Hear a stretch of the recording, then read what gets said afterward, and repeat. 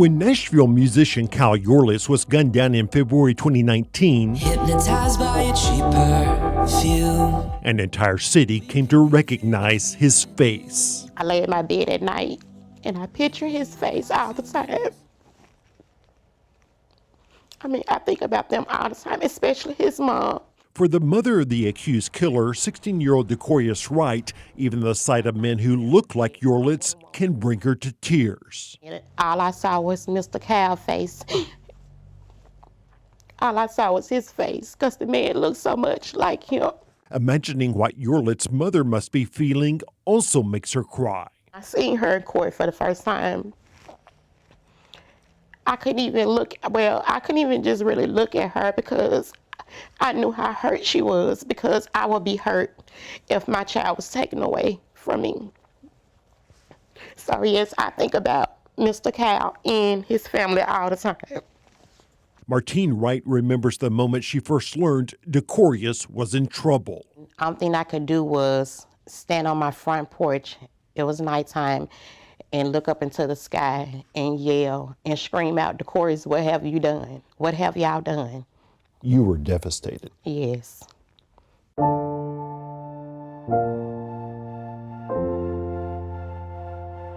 Looking back, Decorrius' mom says the little boy she raised by herself for the first 6 years of his life could never have committed such a horrible crime. He was like an average child, playful, loved to play with his friends outside. He loved his brother, his sister. One picture stands out in her mind. He looked so innocent and lovable.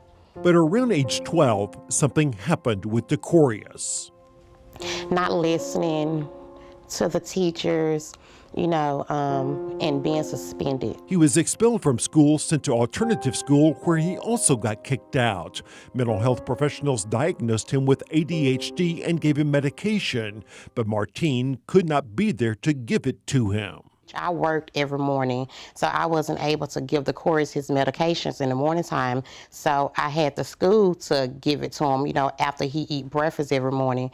So the school ended up letting me know that that they could make Decorrius take the medicine if he didn't want to take it. So basically, he wasn't on the medication like he should have been. At 13, Decorrius was arrested with some other kids in a stolen car. He was given a probation officer and put on pretrial diversion. But when his mother tried to report he was acting out, she says she got nowhere.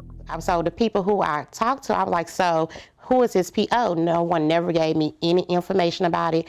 I never heard anything else about a PO. And nothing happened to him? Nothing happened. And do you think that was part of the problem? Yes. Small thing leads up into big things. And when you start doing small things and not be punished for it, then sometimes you're gonna feel like, I can go out, and steal another car. And Decorrius continued to run away. Police would pick him up, take him to juvenile court, where they would call his mother to take him back home and start all over again. They basically told me in front of Decorrius, in Decorrius' face, that they don't do anything about runaways. And your reaction was what? I was very upset. First of all, I was upset because she said this in front of Decorrius. So, of course, if by them telling me in his face that they don't do anything, so he felt like, well, I can stay out all night whenever I get ready. It was a cycle that would keep repeating. Martine tried calling various juvenile facilities that might be able to help before her son got into real trouble. And basically what they was telling me was that Decorrius had to have serious charges in order for them to accept him. So one day I called DCS to ask DCS what did I need to do. Once I called them, they made me feel like I was crazy for calling DCS on myself. You just wanted some help in raising this child. Yes, to try to get him back, not as much in raising him, but to get him back on the right track. In late 2018, Martine sent Decorrius to Mississippi for a few months to live with his dad. But when he got home in December, the cycle continued. Arrested again for auto theft, picked up again for running away. The most recent time just 3 days before Cal Yorlets would be shot. Again, juvenile court called her to come pick up her troubled son. I didn't think it was a good idea. That's the reason why I didn't answer the phone, because I knew what they wanted. And then they kept calling and calling, so I eventually answered the phone, and I asked them, what if I don't come and get him? And their answer was? And their answer was, well, we will have to file child neglect charges. Against you? Against me, yes. Even when she went to juvenile court, Martine says she warned a guard about social media posts showing that Decorrius was fooling around with guns. She told me basically it wasn't anything they can do about it. There was nothing they could do. Yes. Back home, he took off again. A brutal murder in broad daylight.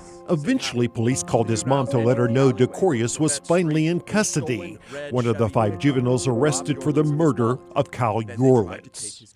I can't say that I blame the system, because the system isn't the one who pulled the trigger.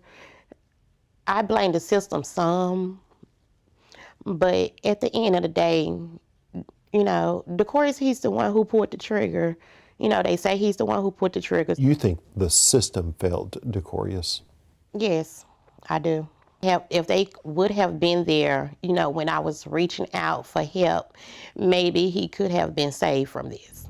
Tonight, 4 dangerous teens are on the run after escaping the Juvenile Justice Center. And when Decorrius and 3 other juveniles were allowed to escape back in November, his mother was furious. If a child can leave the facility and they've been locked up for almost a year, that's what they're going to do, especially when they don't know when they'll ever be able to get out again.